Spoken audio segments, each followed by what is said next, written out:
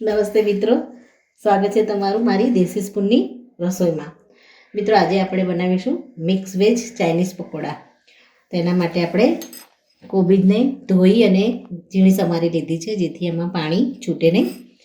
અને ડુંગળીને પણ આપણે ઝીણી સમારી લીધી છે, મીડિયમ સાઇઝની. કેપ્સિકમ આપણે એક લીધું છે અને ગાજર આપણે આને ધોઈ અને સમાર્યા છે, એટલે એમાંથી પાણી ઓછું નીકળે. તો મિત્રો, આપણે એક વાસણમાં બધા જ વેજીટેબલને ધોઈ લઈશું.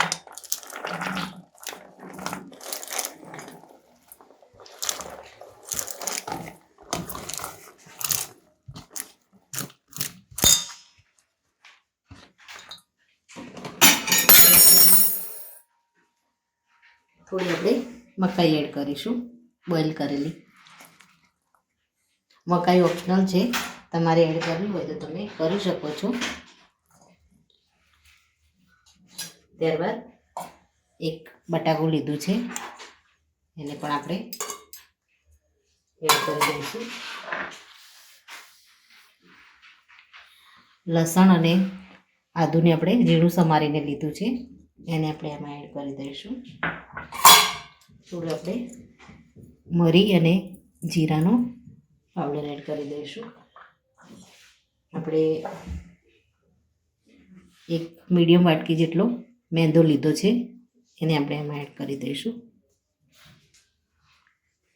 અને એનાથી થોડો ઓછો આપણે કોર્નફ્લોર લઈશું.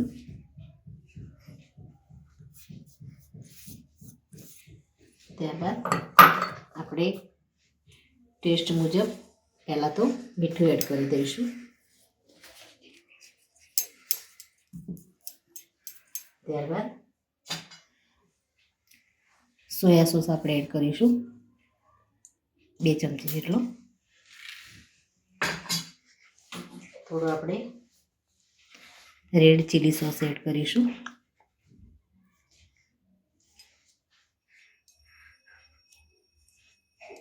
મિક્સ વેજ છે એટલે એમાં પાણી છૂટશે, તો બને ત્યાં સુધી આપણે પાણી એડ નહીં કરીએ. જરૂર પડે જ આપણે એમાં પાણી એડ કરીશું. આપણે 1 ચમચી જેટલો શેઝવાન સોસ લીધો છે.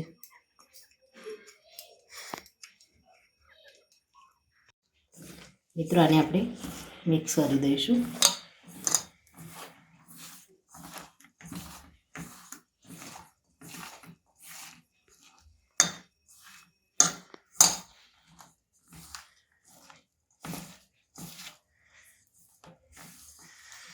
થોડા આપણે સમારેલા લીલી કોથમીર એડ કરી દઈશું. એને પણ આપણે ધોઈ અને પછી કાપીને લીધી છે. જરૂર પડે આપણે એમાં પાણી એડ કરીશું.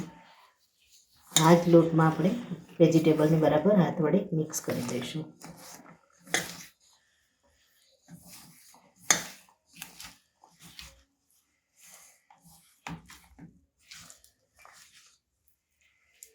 થોડું આપણે મેંદો એડ કરીશું, 1 ચમચી જેટલો.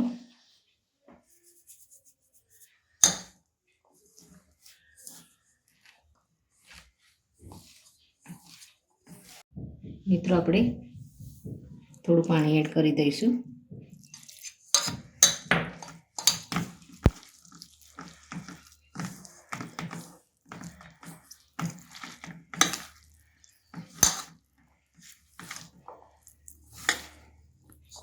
વેજીટેબલ આપણે ફ્રાય કરીએ ત્યારે દેખાય એ રીતનું જ આપણે મેંદો ઓછો જ એડ કર્યો છે, અને કોર્નફ્લોર પણ ખાલી થોડું બાઇન્ડિંગ આવી જાય એ રીતનું જ આપણે એડ કરવાનો છે. હવે 1-2 મિનિટ માટે આપણે આને ઢાંકી અને મૂકી દઈશું, અને તેલને પણ આપણે ગરમ કરવા મૂકી દઈશું. મિત્રો, આપણે હવે પકોડાને ઉતારવાની શરૂઆત કરીશું. આપણે તેલને ગરમ કરવા મૂકી દીધું છે.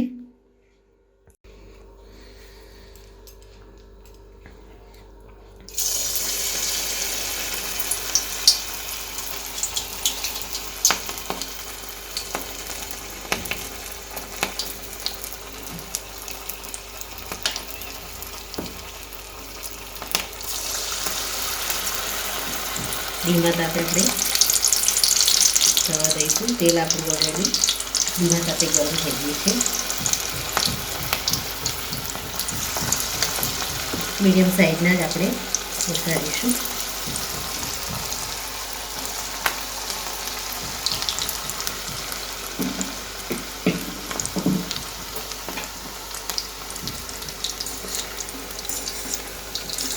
મિત્રો આપણે અંદર સોસ અને બધા વેજીટેબલ એડ કર્યા છે, તો ખૂબ જ સરસ આપણે તળીએ ત્યારે મંચુરિયન જેવી સ્મેલ આવે છે. જો તમે મંચુરિયનના શોખીન હો તો તમે આ રીતે પકોડા બનાવી અને ખાઈ શકો છો. થોડા આપણે ફ્રાય થવા દઈએ અને પછી એને પલટાવી દઈશું.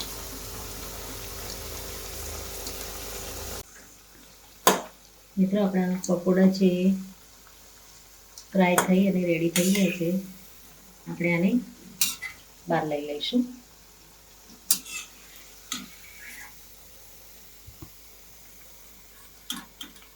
બસ આ રીતે આપણે બીજા પકોડાને પણ ફ્રાય કરી લઈશું. મિત્રો મિક્સ વેજ ચાઇનીઝ પકોડા બની અને રેડી થઈ ગયા છે. સરસ એવા ક્રિસ્પી અને કુરકુરા તૈયાર થયા છે. તો મિત્રો આ સાથે મારો આ વિડીયો અહીંયા પૂરો થાય છે.